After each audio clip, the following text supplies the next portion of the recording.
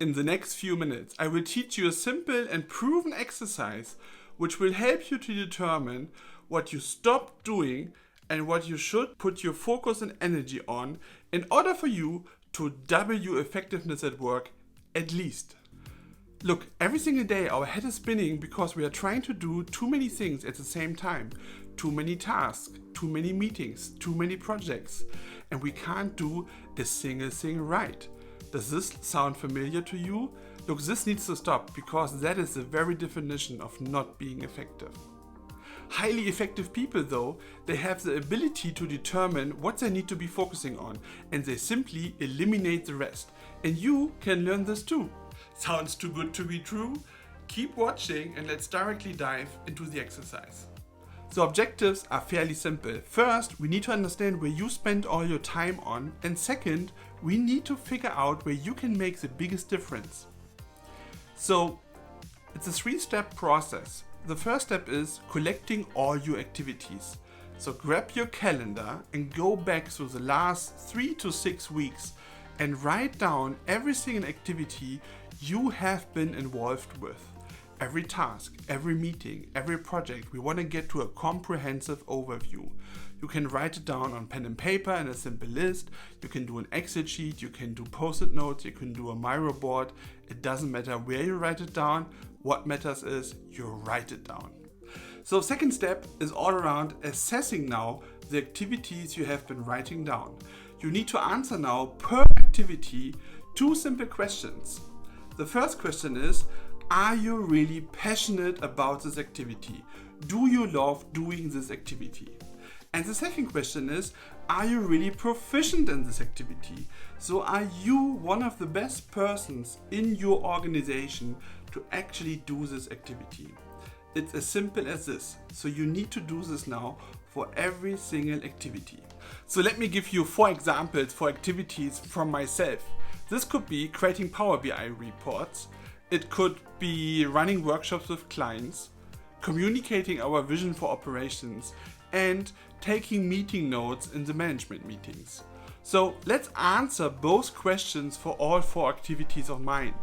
First one, I love creating Power BI reports, but it's probably a waste of time making me do it because I'm not the best at doing it. It takes me way too long, although I really love it. Second thing is, I think I'm fairly good in running client workshops. I did this basically for 20 years, but seriously, I hate doing it. I don't love it anymore. I loved it once, but this has truly changed. I don't love it really anymore. Then, when it comes to communicating the vision for our operations, I love doing it, and I believe at least I'm fairly good at it. And when it comes to taking the meeting notes, well, what shall I say? I'm not passionate, and I'm also, to be honest, not really good at it. So this way you can actually simply assess all your activities. And after you have completed this leads us to the last step, step number 3, clustering all your activities. This is now where actually the magic happens. You cluster now all your activities into 4 different zones. So first of all, the drudgery zone. In the drudgery zone, you put everything you are not loving and you are not good at. So for me, this would be taking the meeting notes in the management meetings. Next up is the distraction zone. Distraction means you love doing it, but you are not the best person to do it. This is me creating Power BI reports. Put all your activities where you have the passion, but not the proficiency, into the distraction zone. Next up is then the disinterest zone. You are actually fairly good at doing it, but you don't love it anymore. So put all these activities over into the disinterest zone.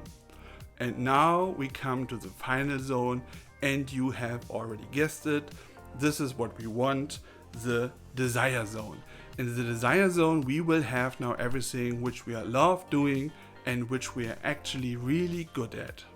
So if you have been doing this exercise now for the very first time, it is not unlikely that your freedom compass now looks like something like this here. By the way, Freedom Compass, what is he talking about? This exercise is actually called the Freedom Compass, and it's from this great book, Free to Focus by Michael Hyatt. If you haven't read the book, I highly recommend it. You can learn not only more about the Freedom Compass in detail, but about many more things of how you can get more things done with actually doing less. what a promise. So it's not unsurprising that you might have a lot of things in your drudgery zone, disinterest zone, and in your distraction zone. And only a few things in your desire zone. That is completely normal. It happened to me the very first time a couple of years ago when I did it. So the big question is now obviously, how do we get from this freedom compass to a freedom compass which looks a little bit more like this, where you now have really the majority of your activities you spend your time on in your desire zone. And there's only a few things left which you have in your disinterest, distraction and drudgery zone. And I will help you now to figure out of what you do with all your activities in these three zones we don't want anymore. Alright, so what to do now? There are three different options. You can delegate, you can automate, and you can eliminate.